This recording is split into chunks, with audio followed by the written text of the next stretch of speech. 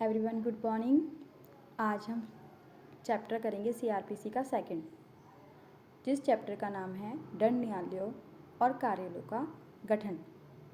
हमने दंड न्यायालयों को दो भागों में बांटा, पहले सेशन न्यायालय और दूसरे में मजिस्ट्रेट के न्यायालय।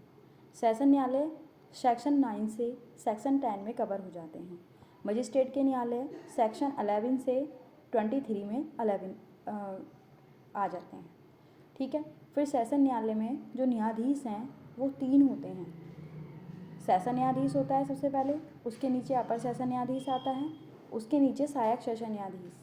ठीक है। और सेशन न्यायाधीश के बारे में सेक्शन 9 में बताया गया है।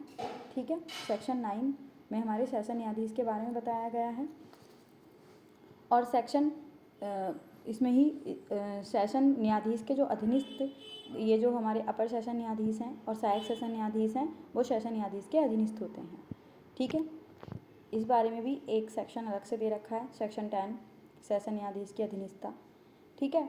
उसके बाद मजिस्ट्रेट के न्यायालय हैं जो हमारे सेक्शन 11 से लेकर 23 तक कवर होते हैं। ठीक है। इनको हमने दो भागों में बांटा है, एक कार्यपालिका मजिस्ट्रेट के न्यायालय में और दूसरा न्यायिक मजिस्ट्रेट के न्यायालय में। यहाँ पे न्यायिक मजिस्ट्रेट के न्यायालय लिखने से रह गया है। ठीक है। क्या लिखने से रह गया? न्यायिक मजिस्ट्रेट के न्यायालय। आप यहाँ पे अगर आप वीडियो ध्यान से देख रहे हैं तो यहाँ पे आप न्यायिक मजिस्ट्रेट के न्यायालय नोट कर लीजिए। ठीक है। न्यायिक मजिस्ट्रेट के न्यायालय लिखना है आपको यहाँ पे, क्योंकि हमने मजिस्ट्रेट के न्यायालय को दो भागों में बांटा, एक न्यायिक मजिस्ट्रेट के न्यायालय, दूसरा कार्यपालिका मजिस्ट्रेट के न्यायालय को। दो भागों में हमने मजिस्ट्रेट के न्यायालय को बांट दिया है। नंबर 1 न्यायिक मजिस्ट्रेट के न्यायालय, नंबर 2 कार्यपालिका मजिस्ट्रेट के न्यायालय। अब न्यायपालिका मजिस्ट्रेट के जो न्यायालय हैं, न्यायिक मजिस्ट्रेट के जो न्यायालय हैं, उसमें दो भागों में उसे बांट दिया हमने, एक महानगर क्षेत्र के मजिस्ट्रेट, दूसरा अन्य क्षेत्र के मजिस्ट्रेट।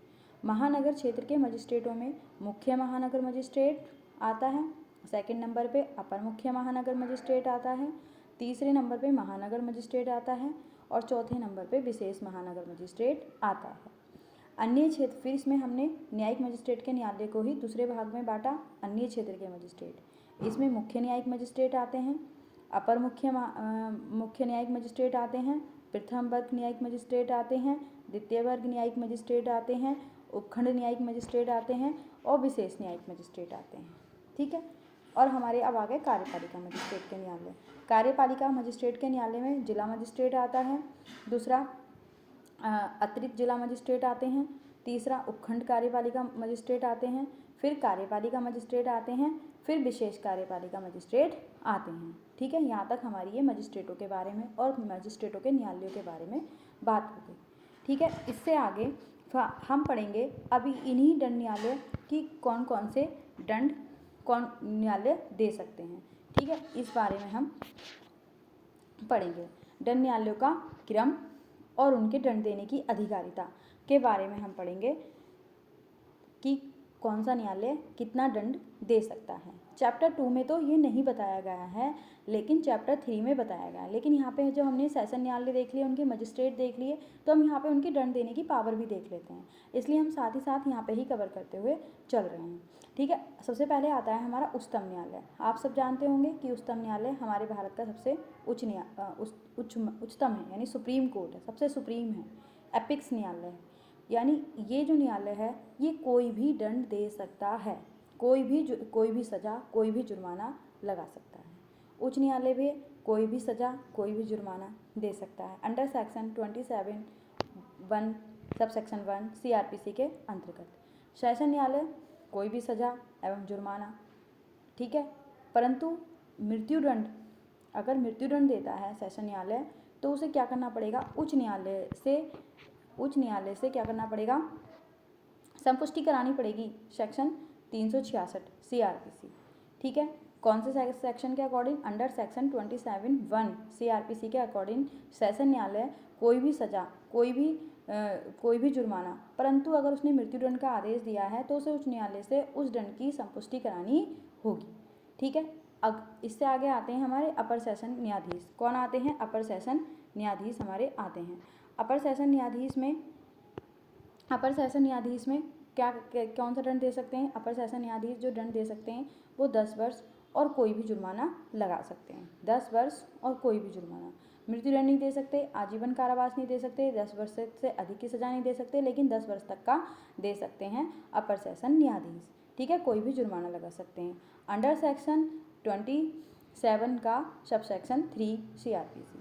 मुख्य महानगर मजिस्ट्रेट और मुख्य न्यायिक मजिस्ट्रेट ये अधिकतम 7 वर्ष तक, अधिकतम 7 वर्ष से अधिक नहीं दे सकते हैं। ठीक है, सिर्फ 7 वर्ष तक का दंड दे सकते हैं और कोई भी जुर्माना लगा सकते हैं। अंडर सेक्शन 28 का 1 CRPC। अपर मुख्य महानगर मजिस्ट्रेट भी 7 वर्ष तक का दे सकते हैं और कोई भी जुर्माना लगा सकते हैं under section 28(1) sub section 1 CRPC के अकॉर्डिंग। उसके बाद हमारा आता है प्रथम वर्ग न्यायिक मजिस्ट्रेट। प्रथम वर्ग न्यायिक मजिस्ट्रेट जो है 3 वर्ष तक का कारावास और 10,000 रुपये जुर्माना लगा सकते हैं अंडर सेक्शन 28 का सब सेक्शन 2 CRPC के अकॉर्डिंग। अब द्वितीय वर्ग मजिस्ट्रेट जो है वो 1 वर्ष का कारावास दे सकते हैं और 5,000 रुपये का जुर्माना under section 28 sub section 3 CRPC ये कहती है। ठीक है, उसके बाद हमारे सेकंड चैप्टर में लोक अभियोजक से संबंधित प्रावधान दिए गए हैं जो 24 सेक्शन 24 से 25A तक दिए गए हैं। ठीक है, उसमें उनकी क्या क्या योग्यता होनी चाहिए अगर उसे लोक अभियोजक किसी व्यक्ति को बनना है। तो लोक अभियोजक निदेशक एवं उप अभियोजन निदेशक की योग्यता होनी चाहिए। कम से कम उसने 10 वर्ष का उसे अनुभव होना चाहिए। ठीक है, 10 वर्ष का अनुभव होना चाहिए अधिवक्ता के तौर पर, उसने 10 वर्ष तक एक्सपीरियंस होना चाहिए अंडर सेक्शन 25A का सब सेक्शन 2 CRPC ये बात हमारी कहता है। अगर आपको लोक अभियोजक बनना है या अपर लोक अभियोजक बनना है तो कम से कम 7 वर्ष का अनुभव होना चाहिए अंडर सेक्शन 24 का सब सेक्शन 7 CRPC। उसके बाद विशेष लोक अभियोजक बनना है तो 10 वर्ष का कम से कम अनुभव होना चाहिए अधिवक्ता के तौर पर, उसने प्रैक्टिस की होनी चाहिए अंडर सेक्शन 24 का सब सेक्शन 8 CRPC ये हमें बताता है। अब सहायक लोक अभियोजक के बारे में जैसा विहित किया गया हो, जैसा उस समय पे जो विहित करने के लिए, जो योग्यता के लिए डिसाइड करने के लिए, अगर उस सर्कमस्टांसेस परिस्थितियों के अकॉर्डिंग जो वो डिसाइड कर देगा उसके अकॉर्डिंग सहायक लोक अभियोजक की योग्यता को बताया गया है। ठीक है, ये हमारा चैप्टर सेकंड से संबंधित प्रावधान हो गया। अब हम चैप्टर सेकंड का सेक्शन 6 देखेंगे। सेक्शन 6 में सेक्शन 6 दे रखा है हमारा दंड न्यायालयों के गठन के बारे में। दंड न्यायालयों के गठन के बारे में बताया कि कौन कौन से हमारे दंड न्यायालय होंगे, यानी आपराधिक कोड कौन कौन से होते हैं। इसमें दंड न्यायालयों के वर्गों के बारे में बताया गया है। जैसे इसमें कहा गया है कि उच्च न्यायालय और इस संहिता से भिन्न किसी विधि के अधीन गठित न्यायालयों के अतिरिक्त प्रत्येक राज्य में निम्नलिखित वर्गों के दंड न्यायालय होंगे। प्रत्येक राज्य में उच्च न्यायालय और इस संहिता से भिन्न किसी विधि के अधीन गठित न्यायालयों के आंतरिक, उच्च न्यायालय से अलग हो, भिन्न हो और किसी विधि के अनुसार अगर कोई न्यायालय गठित किया गया है उसके अलावा प्रत्येक राज्य में निम्नलिखित वर्गों के दंड न्यायालय होंगे। नंबर 1 पे सबसे पहले हमारा सेशन न्यायालय होगा। सेकंड पे प्रथम वर्ग न्यायिक मजिस्ट्रेट और किसी महानगर क्षेत्र में महानगर मजिस्ट्रेट होगा। फिर द्वितीय वर्ग न्यायिक मजिस्ट्रेट होगा, फिर कार्यपालिका मजिस्ट्रेट होगा। ये सेक्शन 6 बता रहा है। इससे पहले जो देखा था हमने ये इसमें सारा ये हमारा पूरा एकदम हमने इनकी दंड न्यायालयों की अधिकारिता वगैरह, क्या क्या दंड देने की अधिकारिता है और कौन कौन से न्यायालय में कौन कौन से मजिस्ट्रेट वगैरह होंगे उस सबको देखा था। लेकिन हम सेक्शन वाइज देख रहे हैं। सेक्शन 7 कह रहा है प्रादेशिक खंड। प्रत्येक राज्य एक सेशन खंड होगा, उसमें सेशन खंड होंगे। प्रत्येक राज्य में एक सेशन खंड होगा, उसमें सेशन खंड होंगे और इस संहिता के प्रयोजन के लिए प्रत्येक सेशन खंड एक जिला होगा। प्रत्येक सेशन खंड एक जिला होगा उस जिले में। परंतु इसमें दे रखा है कि प्रत्येक महानगर क्षेत्र उक्त प्रयोजन के लिए पृथक सेशन खंड और जिला होगा। महानगर क्षेत्र जो होगा उक्त प्रयोजन के लिए, कोई प्रयोजन के लिए पृथक सेशन खंड जो होगा वो क्या माना जाएगा, एक जिला माना जाएगा। इसी तरह से सबसेक्शन 2 कहता है कि राज्य सरकार उच्च न्यायालयों से परामर्श के बाद ऐसे खंडों और जिलों की सीमाओं और संख्याओं में परिवर्तन कर सकती है। राज्य सरकार परिवर्तन करेगी, लेकिन किससे परामर्श करेगी, उच्च न्यायालय से परामर्श करेगी। सबसेक्शन 3 कह रहा है कि राज्य सरकार उच्च न्यायालय से परामर्श के बाद किसी जिले को उपखंडों में विभाजित कर सकती है और ऐसे उपखंडों की सीमाओं की संख्या में परिवर्तन कर सकती है। सेक्शन 7 का सबसेक्शन 4 कह रहा है किसी राज्य में इस संहिता के प्रारंभ के समय विद्यमान सेशन खंड, जिले और उपखंड इस धारा के अधीन बनाए गए समझे जाएंगे। अब हमारा सेक्शन 8 शुरू होता है। सेक्शन 8 हमारा जो आ रहा है वो महानगर क्षेत्र इम्पॉर्टेंट है। इसके बारे में इसमें क्या है, इसमें सब सेक्शन जो दे रखे हैं, कुल मिला के सब सेक्शन हमारे हैं इसमें 5 सब सेक्शन हैं और एक हमारा स्पष्टीकरण है। राज्य सरकार अधिसूचना के द्वारा घोषित कर सकती है कि उस तारीख से जो अधिसूचना में निर्दिष्ट की जाए, यानी राज्य सरकार घोषित करेगी कि किस तारीख से राज्य का कोई क्षेत्र जिसमें ऐसा नगर या नगरी हो जिसकी जनसंख्या कितनी हो, 10 लाख से अधिक हो, इस संहिता के प्रयोजन के लिए महानगर क्षेत्र होगा। कंडीशन ये बता रही है, ये पूरी इस कहने का मतलब ये है कि राज्य सरकार किसी राज्य के किसी क्षेत्र को घोषित कर सकती है जिसकी जनसंख्या कितनी है, 10 लाख से अधिक होगी, तो वो हमारा महानगर क्षेत्र बनने के लायक होगा।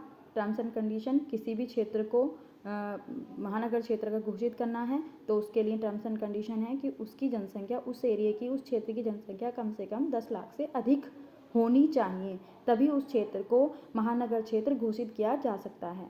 अब सेक्शन 8 का सब सेक्शन 2 कहता है कि इस संहिता से के प्रारंभ से इस संहिता के प्रारंभ से भी पहले बम्बई, कलकत्ता और मद्रास प्रेसिडेंसी नगरों में प्रत्येक और अहमदाबाद नगर उपधारा 1 के अधीन महानगर क्षेत्र घोषित किए गए समझे जाएंगे। ऑलरेडी पहले से ही हमारे कौन कौन से, मुंबई, कलकत्ता और मद्रास प्रेसिडेंसी नगरों में प्रत्येक और अहमदाबाद जो है उपधारा 1 के अधीन क्या समझे जाएंगे, महानगर क्षेत्र समझे जाएंगे। सेक्शन 3 यानी सेक्शन 8 का सब सेक्शन 3 कहता है कि राज्य सरकार अगर अधिसूचना द्वारा महानगर क्षेत्र की सीमा को बढ़ा भी सकती है, कम भी कर सकती है, परिवर्तित भी कर सकती है। किसके हाथ में है, राज्य सरकार के हाथ में है। किंतु ऐसी कमी या परिवर्तन उस प्रकार नहीं किया जाएगा कि उस क्षेत्र की जनसंख्या 10 लाख से कम रह जाए। कम कर सकती है, बढ़ा सकती है, लेकिन इस प्रकार से कम नहीं किया जाएगा कि उस क्षेत्र की जनसंख्या ही 10 लाख से कम हो जाए। जब वो जनसंख्या 10 लाख से कम हो जाएगी तो फिर वो महानगर क्षेत्र नहीं रह पाएगा। इसलिए राज्य सरकार सिर्फ उतनी ही क्षेत्र को घटा सकती है, बढ़ा सकती है, घटा सकती है। बढ़ाएगी तो इसलिए मतलब निश्चित ही है कि जनसंख्या बढ़ी जाएगी, लेकिन अगर वो घटाएगी तो उस सीमा तक घटा सकती है जिससे कि उस क्षेत्र की जनसंख्या 10 लाख से कम ना रह जाए। उसके बाद हमारा महानगर क्षेत्र सेक्शन 8 का सब सेक्शन 4 कहता है कि अगर मान लीजिए उसने किसी क्षेत्र, महानगर क्षेत्र घोषित कर दिया, घोषित करने के बाद उस क्षेत्र की जनसंख्या क्या होती है, 10 लाख से कम हो जाती है, और 10 लाख से कम हो गई तो ऐसी तारीख से उससे जो राज्य अधिसूचना द्वारा इस निमित्त विनिर्दिष्ट करे कि वो महानगर क्षेत्र नहीं रहेगा। अब उसने, राज्य सरकार ने घोषित कर दिया कि वे 10 लाख से कम जनसंख्या हो गई तो वो महानगर क्षेत्र नहीं है। तो ऐसा नहीं है कि जब वो महानगर क्षेत्र नहीं रहा तो उसमें जो भी हमारी जांच होंगी, विचारण होंगे या अपील होगी, जो ऐसे अन्य न रहने के ठीक पहले ऐसे क्षेत्र में किसी न्यायालय या मजिस्ट्रेट के समक्ष लंबित थी, इस संहिता के अधीन इस प्रकार निपटाई जाएगी मानो वे महानगर क्षेत्र है। यानी सब सेक्शन 4 कह रहा है, आप अपने बेयर एक्ट में देखिए, सेक्शन 8 का सब सेक्शन 4 कह रहा है यदि किसी राज्य की सरकार ने किसी क्षेत्र को महानगर, उसकी जनसंख्या 10 लाख से कम हो गई उस तारीख से, जब से राज्य सरकार ने घोषित कर दिया कि वो महानगर क्षेत्र नहीं रहा है, तो वहाँ पे जांच थी, कोई विचारण थी या कोई अपील थी, उसका विचारण जो है उसी प्रकार से चलेगा जैसे कि महानगर क्षेत्र का चलता। ठीक है, ये नहीं है कि अगर वो महानगर क्षेत्र नहीं रहा तो फिर वहाँ पे जांच विचारण का प्रोसीजर चेंज हो जाएगा, उसके लिए उसी प्रकार चलेगा जैसे कि महानगर क्षेत्र का था। अब सब सेक्शन 5 कह रहा है 8 का, जहाँ राज्य सरकार उपधारा 3 के अधीन किसी महानगर क्षेत्र की सीमाओं को कम करती है या परिवर्तित करती है, ऐसी जांच विचारण या अपील पर जो ऐसे कम करने का परिवर्तन के ठीक पहले किसी न्यायालय या मजिस्ट्रेट के समक्ष लंबित थी, ऐसे कम करने या परिवर्तन का कोई प्रभाव नहीं होगा। ऐसी प्रत्येक जांच विचारण या अपील इसी संहिता के अधीन इस प्रकार निपटाई जाएगी मानो ऐसी कमी या परिवर्तन नहीं हुआ है।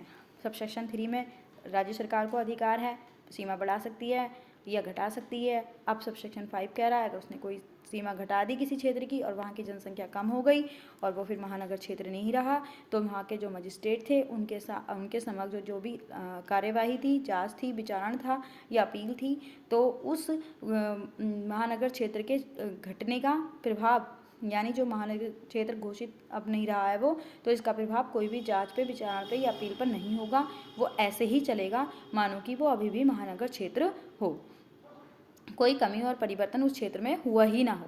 इस प्रकार से वो आगे का बाद चलेगा। इसमें एक स्पष्टीकरण भी दे रखा है। इस धारा में जनसंख्या पद से नवीनतम पूर्ववर्ती जनगणना में यथा अभिनिश्चित वह जनसंख्या अभिप्रेत है जिसके सुसंगत आंकड़े प्रकाशित हो चुके हैं। यानी ऐसी कोई जनसंख्या नहीं ली जाएगी, ऐसी जनसंख्या नहीं मानी जाएगी जिसके आंकड़े क्या नहीं है, प्रकाशित नहीं है। जो आंकड़े प्रकाशित हो चुके हैं वही जनसंख्या मानी जाएगी। आज हम यहाँ तक पढ़ेंगे।